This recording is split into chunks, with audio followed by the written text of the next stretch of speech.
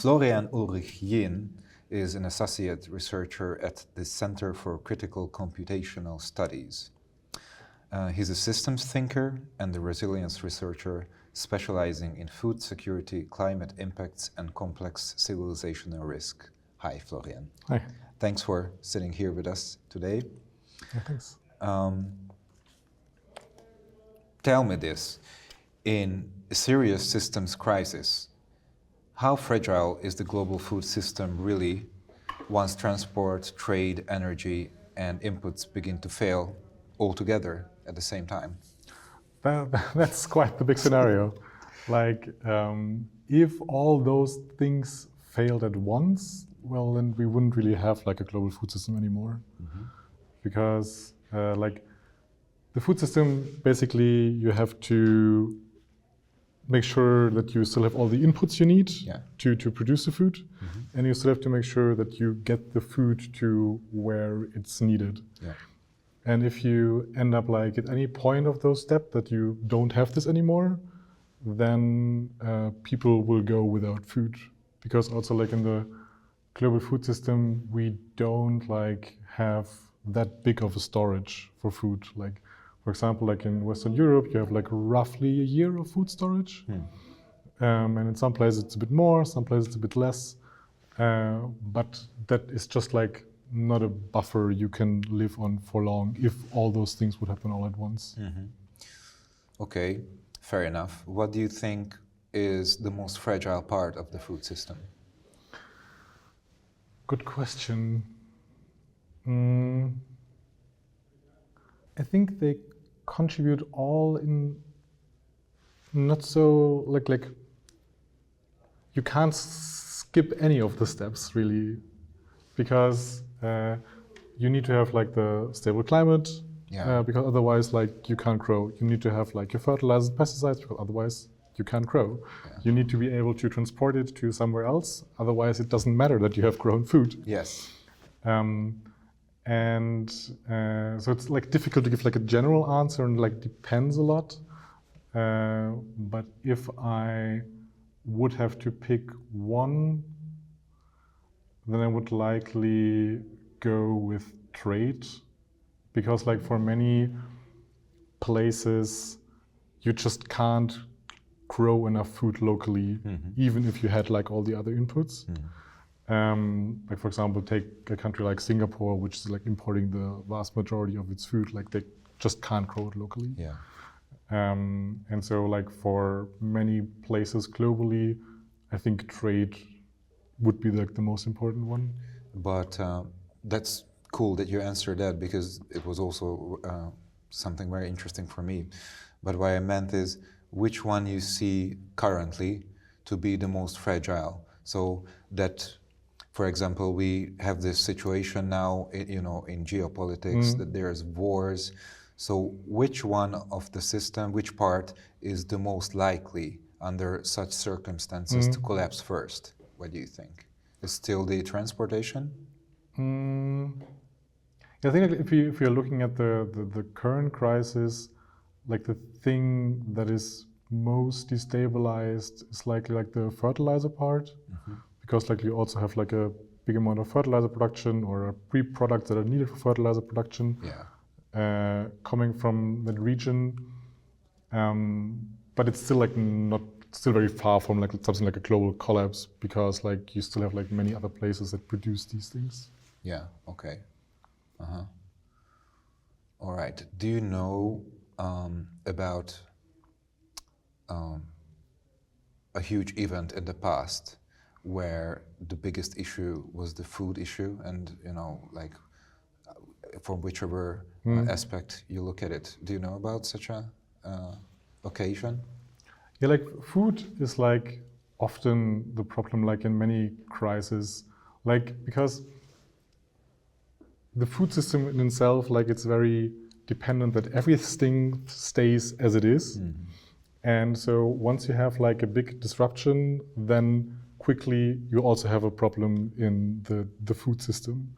Mm. For example, if you want to go with an historical example, you had the eruption of Mount Tambora in 1815. this led to, like, especially in Europe, like increased precipitation, colder temperatures, and this then led to much decreased yields in large parts of Europe, especially like Switzerland and parts of France. This also coincided with like the general political crisis in Europe, and so these two things like made each other worse because like you had political crisis. This made it more difficult to transport food, and you had less food going around, and this worsened like the crisis. And so like things can get bad fast if you run out of food. Oh yeah, yeah. That's an interesting point because it seems like whatever problem you got, or if it only starts with the food problem, then it really, without a doubt, generates other very serious problems very quickly. Yeah, that's for sure. So can we say, is it an overstatement if I say that one of the scariest scenarios, if we look at the future and we think about collapse, is the disruption, very serious disruption of the food chain?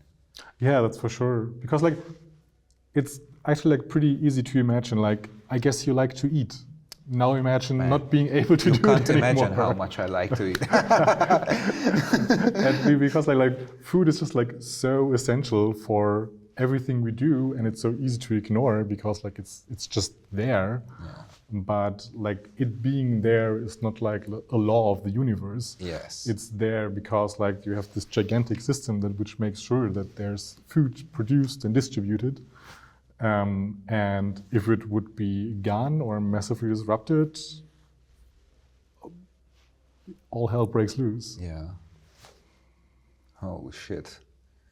Do you have an idea which food security risk is the most underestimated today? Which one do we talk about the least, or which ones are government the least prepared for against? I think for the big risks, like we are generally unprepared. Like I'm not aware of any country that does like good preparation in this area. But like what I'm often concerned about are like just like these very big tail risks. Like if you think, for example, about something like a large volcanic eruption that could happen again, because we know from like the historical record, like every few hundred years you have like a volcanic eruption that is big enough that it cools the climate and leads to the disruption of the food system. Like the last one was 1815 Tambora, but it could like happen next year if you wouldn't be prepared about it at all. And like you have also other of these like large potentially catastrophic events. Like you can also imagine that you have like war go nuclear, and then you have potentially like a nuclear winter where it also gets cold.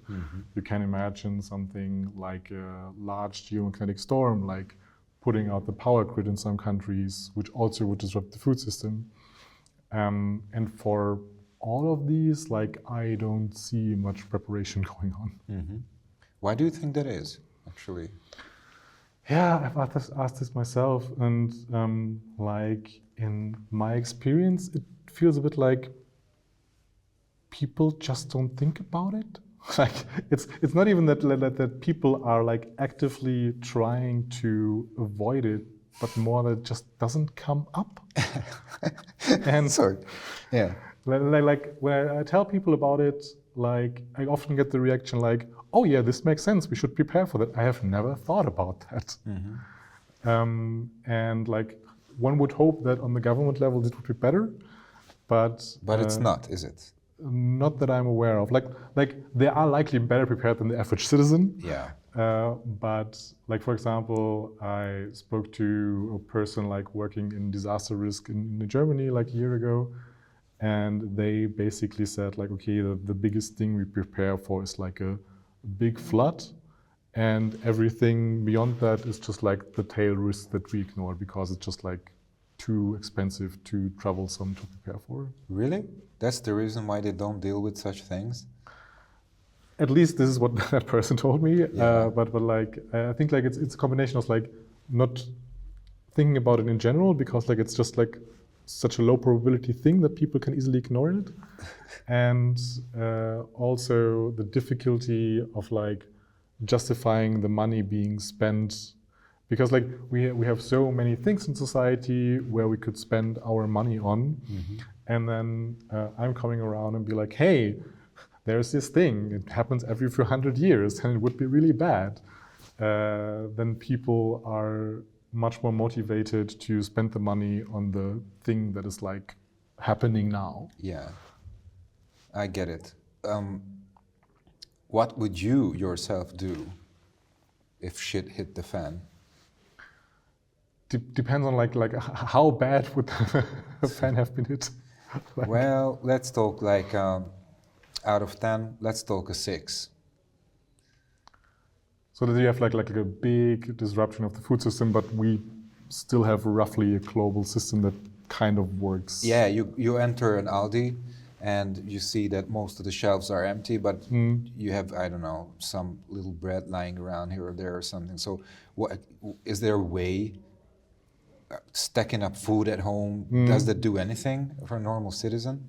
I think like having like at least like a few weeks of food lying around definitely makes sense for anyone, just like for normal disasters as well, because like you can always have like a blackout or like there's a big storm or something. And it definitely also helps in like the bigger catastrophes to have a buffer you can work with, so you're not like immediately in emergency mode. But like for many of these things, you can only do so much in the moment as the average citizen. Like I think you can do things beforehand, like you can try to get more tight-knit community locally, you can maybe try to grow your own food so you're not as reliant. But in the moment, if you haven't done like much preparation, there's just not that much you can do because you are dependent on a system bringing you food from somewhere else. And if the system is gone, like there's just no food. That sounds bad. It would be pretty bad, yeah. What do you think, how many years would it require if I start from scratch? Let's say I have a house and I have a small garden, but you know, no preparation, but I want to start. What do you think, how many years would it need for me to get to a level where I'm not absolutely fucked when this happens? At least not absolutely, you know. Tricky question. I think like getting proficient at like growing your own food is something that takes more like years. Like in an earlier part of my life, I did a winemaker apprenticeship, and this was mostly just like tending the plants. And like after 2 years, I have gotten the impression, okay, like I very roughly know what's going on. Oh shit. And if you would want to do this at home, then you also would have to learn much more than just like growing the plants, because like obviously plants don't grow all the year. Yeah. So you would also have to know like how to make things stay good for longer times of periods. Yeah. But I also think that this is an option that probably like not that many people would have in the first place. Exactly. Because like most people are just living in cities, and if you are in a city, you just like have way less options to prepare for something like this. All right, man. I think we have to wrap it up because of time, but you gave me, and the listeners probably as well, a very good impression how fragile it is and how uninformed we are. Yeah. That this could be easily just a matter of the past, that you see things on the shelves in the shops. So thanks for the heads up. And thanks for the talk too. Yeah, thanks for the interest in my work. Thanks.